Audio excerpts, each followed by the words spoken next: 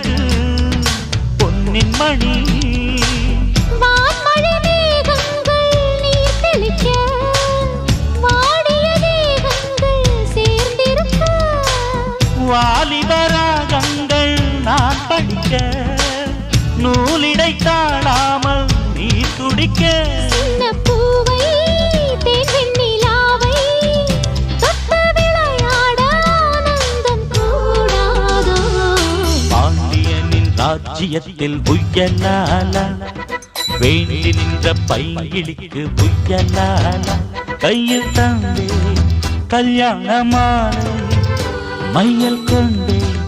நான் இந்த